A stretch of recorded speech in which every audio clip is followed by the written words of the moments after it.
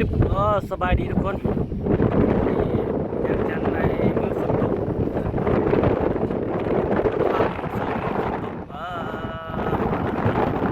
ลมแห้งเย็นดีขนาด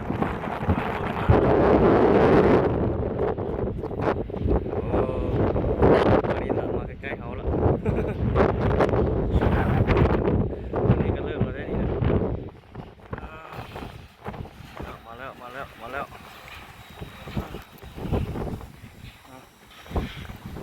มืดปึ๊ก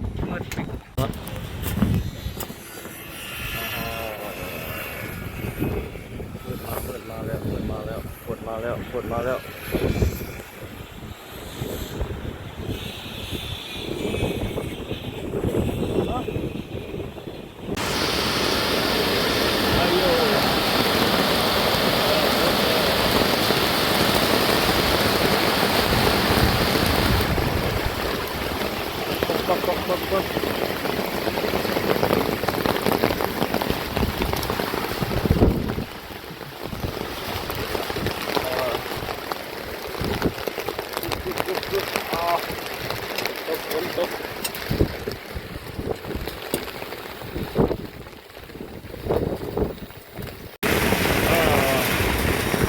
ตกฝนตก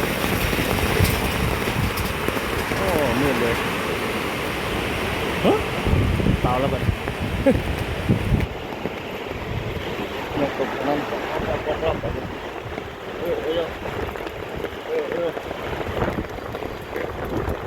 ฟ้าลมแรงเลย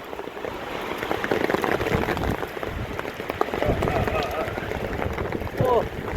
แรงขนาดฟ้าลมโอ้มิดใหญ่เลย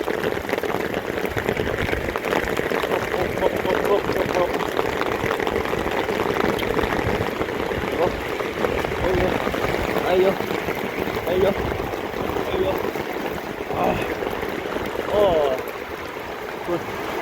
ยังจันในมือฝนตกทุกคน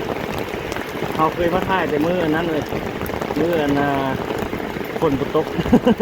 ไม่เห็นภาพบรรยากาศในมือฝนตกอยู่ที่นครหลวงอีกกันเป็นภาพมุมสูงอ่ะมืดเลยครับมันก็มืดเลยครับไปโอ้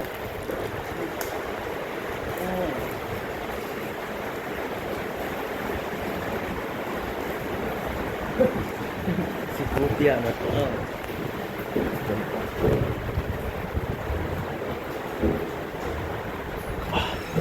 โอ้นี่เขาจะบริสุทธิ์